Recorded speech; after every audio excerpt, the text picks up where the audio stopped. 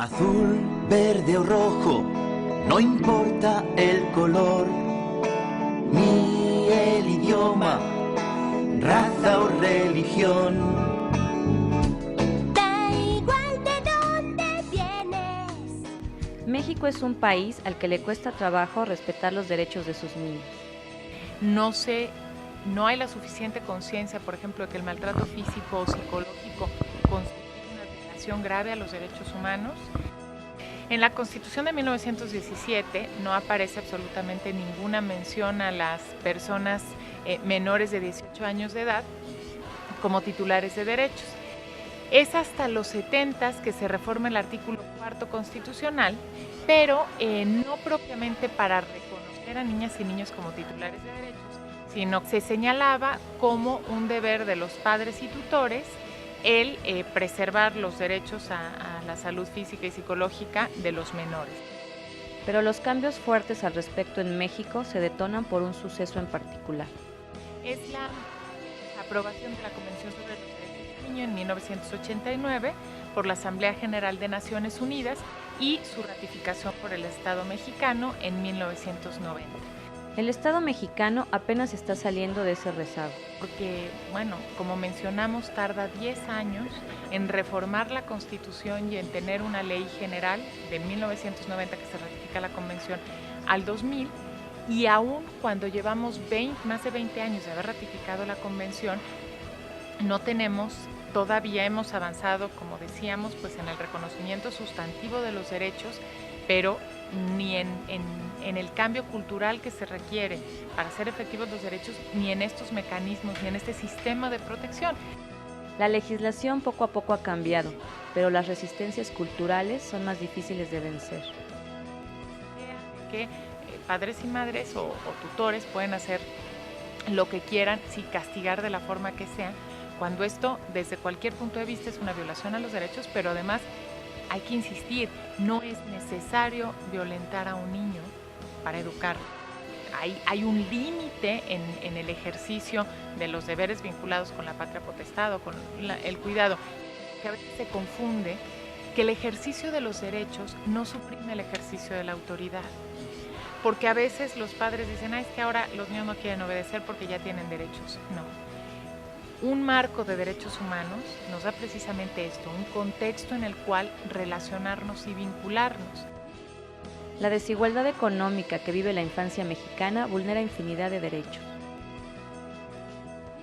Es mucho mayor, es decir, hay mayor índices de pobreza en niñas y niños, y desde luego esto supone una vulneración de muchos derechos, el derecho a la alimentación, el derecho a una vivienda adecuada, el derecho a todo lo necesario para el desarrollo, muchas veces el derecho también a la educación.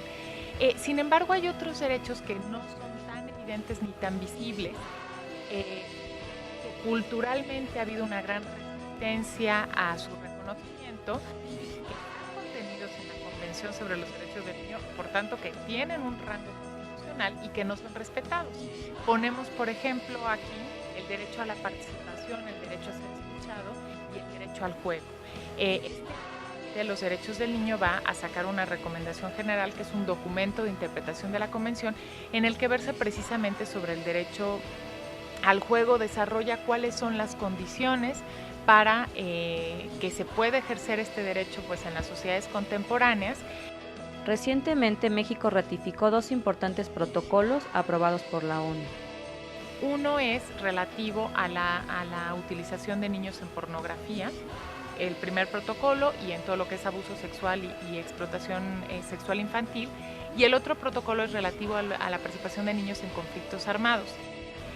Hace algunos meses la Asamblea General de Naciones Unidas aprobó un tercer protocolo, que es un instrumento que permite que el Comité de los Derechos del Niño, que es este órgano internacional que se encarga de verificar que los estados cumplan la convención, reciba comunicaciones directas y quejas directas, particularmente de niñas y niños. México no ha ratificado este protocolo. Hay otros países que ya lo han ratificado, y pues hacemos un llamamiento al Estado mexicano a su ratificación. Ciertamente pues implica un cambio cultural muy importante, pero también esto es un ejemplo de cómo en el mundo se están impulsando a nivel internacional este tipo de acciones Aunque México ya cuenta con un amplio catálogo de derechos infantiles reconocidos, carece de mecanismos de exigibilidad para que los niños y las niñas vulnerados en sus derechos reclamen la restitución del mismo. El Estado mexicano tiene un déficit terrible y es creo que hoy por hoy el mayor de los retos. El Estado debe crear un órgano que haga efectivos los derechos infantiles y limite la mediación de los adultos. La idea de los estados contemporáneos está construida sobre la base de la ciudadanía y de entrada jurídicamente se excluye a las niñas y a los niños de la ciudadanía, y esto ha derivado en un tratamiento jurídico que llamamos desde algunos ámbitos el paradigma de la incapacidad. El Código Civil dice que tienen incapacidad natural y legal los menores, es decir, las personas menores de 18 años. Ni siquiera las comisiones, salvo una excepción como es la Comisión de Derechos Humanos del Distrito Federal, tienen posibilidad de, por ejemplo, recibir quejas directas de niñas y niños. Una agenda pendiente que es la aprobación de una ley general para la garantía de derechos de niñas, niños y adolescentes. Se está trabajando, hay diversas iniciativas que se están planteando tanto en la Cámara de Diputados como en la Cámara de Senadores. Para la aprobación de esta ley se están llevando a cabo consultas en diversos sectores y lo más importante, se está tomando en cuenta la opinión infantil. Entonces tenemos que acercar los mecanismos de acceso a la justicia y de garantía de los derechos a las niñas y a los niños, lo cual implica desde un lenguaje adecuado, el permitir a niñas y niños expresarse en su propio lenguaje, capacitación, sensibilización. Azul, verde o rojo, no importa el color.